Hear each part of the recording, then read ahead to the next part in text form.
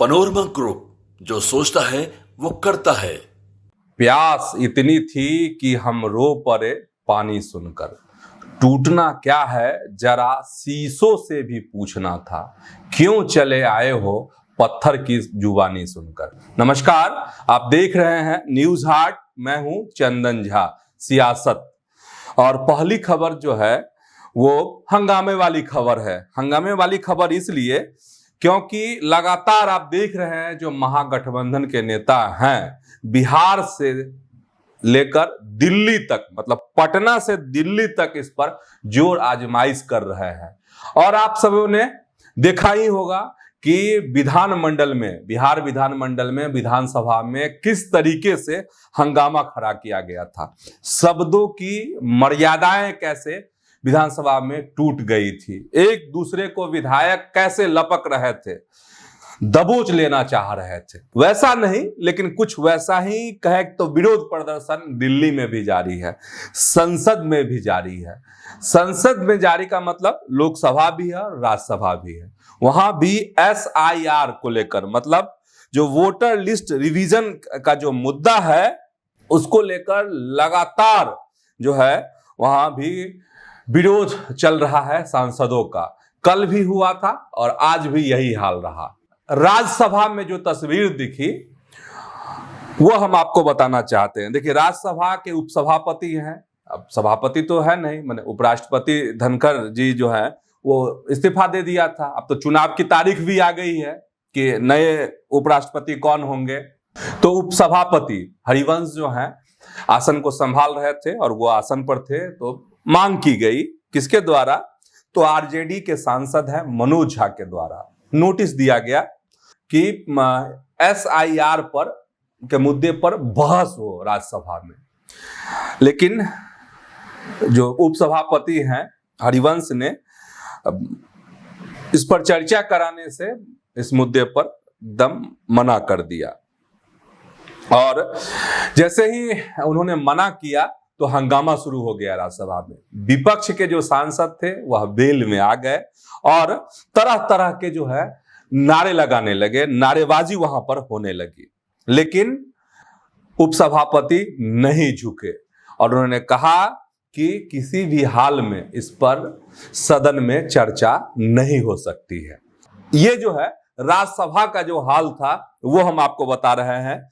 लेकिन आज वह तारीख है जिसमें पहले से ही यह तय था कि जो लिस्ट है, प्रारूप है, वह जारी किया जाएगा। तो प्रारूप जारी हो गया है और प्रारूप जारी हुआ है तो उससे जो आंकड़े सामने आ रहे हैं वो चकित करने वाले आंकड़े हैं।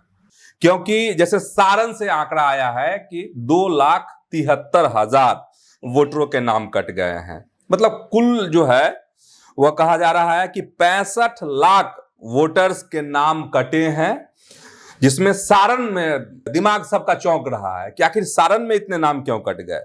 क्योंकि चर्चा हो रही थी ज्यादा कि जो सीमांचल के जो जिले हैं, किशनगंज, अररिया, कटिहार, पूर्णिया, इन जिलों में हो सकता है कि फर्जी वोटर ज्यादा हो। जैसे किशनगंज का आया है 1,46,000 नाम वहां पर कटे हैं।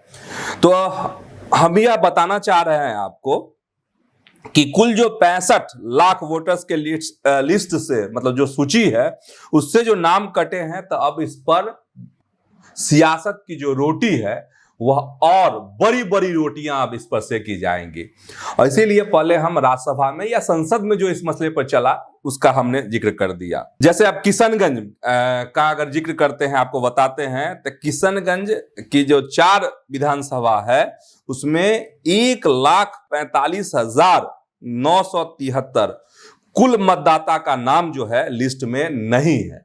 और इस लिस्ट में वैसे मतदाता भी हैं जिनका निधन हो गया, जो मृतक है, जो पलायन कर चुके हैं, लापता हैं, और वैसे भी हैं जो डुप्लीकेट हैं। मतलब 2-2 जगह पर ऐसे भी वोटर जिनके 2 जगह पर नाम है। कहा जा रहा है कि जो नाम लिस्ट से कटे हैं, सूची से जिनके नाम को हटाया गया है, उसमें ऐसे वोटर शामिल हैं। अच्छा, सबसे अधिक किशनगंज विधानसभा क्षेत्र में 49,340 मतदाताओं के नाम जो है काटे गए हैं। वहीं सबसे कम ठाकुरगंज जो विधानसभा क्षेत्र है वहां 29,277 मतदाताओं के नाम जो हैं वोटर लिस्ट से हटाए गए हैं, जबकि बहादुरगंज में आपको 36,574 और कोचाधामन में 30,722 वोटरों के नाम जो है मतदाता सूची से काटे गए हैं। अब सहरसा में आपको 1,31,000 वोटर्स के नाम कटे हैं, और जिसमें आपको खगड़िया में 79,551 मतदाताओं के नाम कटे हैं। सारण में जो शुरुआत में जिक्र कर रहे थे हम, सारण में 2,73,000 वोटर्स के नाम कट गए हैं।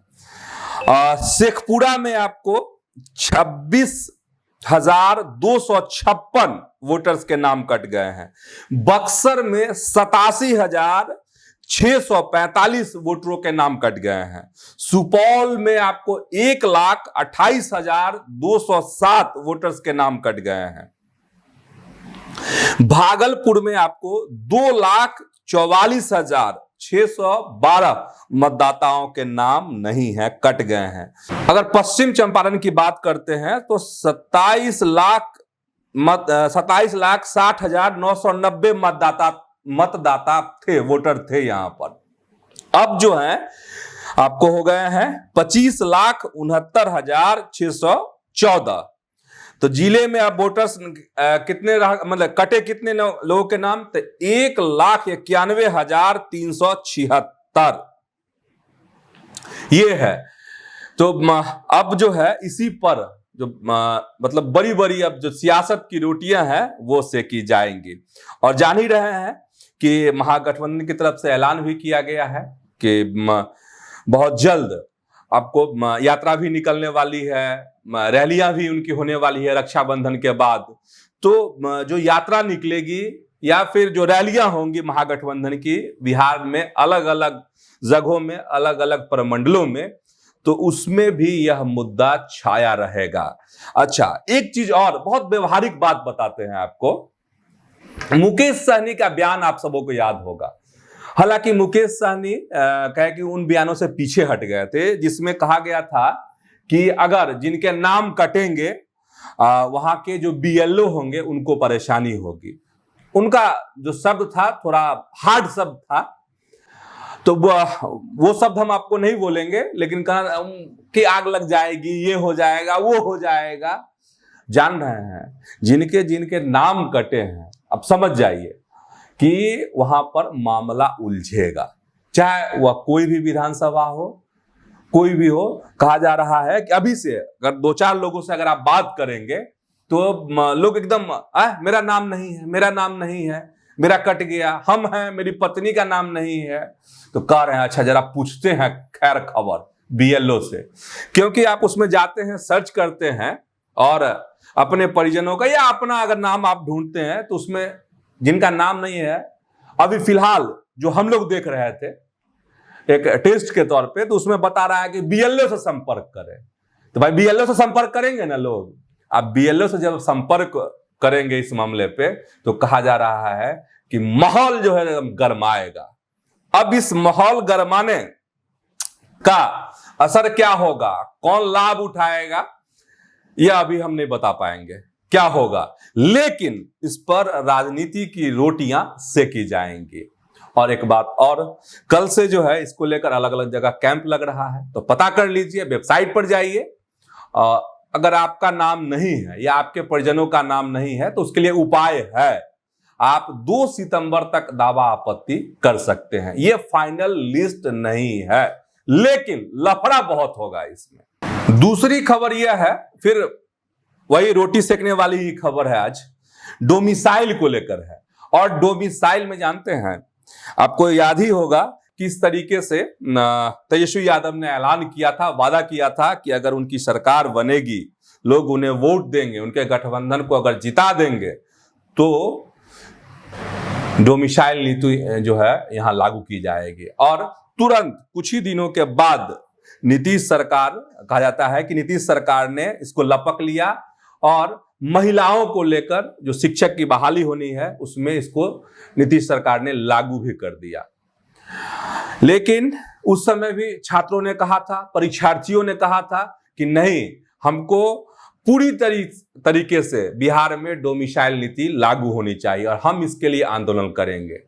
पटना की सड़कों पर इसको लेकर कई बार आंदोलन हो भी चुके हैं। आज फिर से आंदोलन हुआ और जोरदार जो है इसमें छात्रों ने अपने नारे लगाए, जो परीक्षार्थी हैं उन्होंने नारे लगाए और कहा, ये मतलब पटना में गांधी मैदान के पास से कहा कारगिल चौक से एक काफिला निकला, जुलूस निकला और डाक बंगला चौराहे तक मार्च निकाला गया छात्रों के द्वारा, परीक्षार्थियों के द्वारा, जिसमें डोमिसाइल नीति पर सरकार को ठोस कदम उठाने की मांग की गई और कहा गया कि डोमिसाइल नहीं तो वोट नहीं।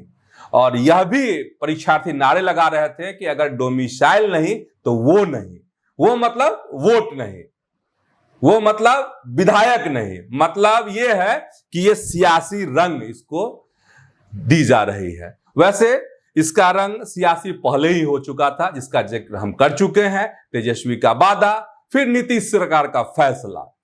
लेकिन ऐसा लग रहा है कि अभी चुनाव में वक्त है और इस पर अभी और राजनीति होगी, तेज राजनीति होगी। और परीक्षार्थियों ने कहा भी है कि हम और संख्या में जुटेंगे और सरकार को इस मसले पर झुकना होगा, पूर्णतः जो है बिहार में डोमिसाइल नीति लागू करनी पड़ेगी। तो आज के सियासत में इतना ही। ऐसे ही आप न्यूज हाट के साथ जुड़े रहिए, खबरों से अपडेट रहिए। और एक अपील कि न्यूज हाट को अगर यूट्यूब पर देखते हैं तो वहां आप सब्सक्राइब कर लीजिए चैनल को, नहीं फेसबुक पर देखते हैं तो पेज को लाइक कीजिए, फॉलो कीजिए। धन्यवाद, प्रणाम।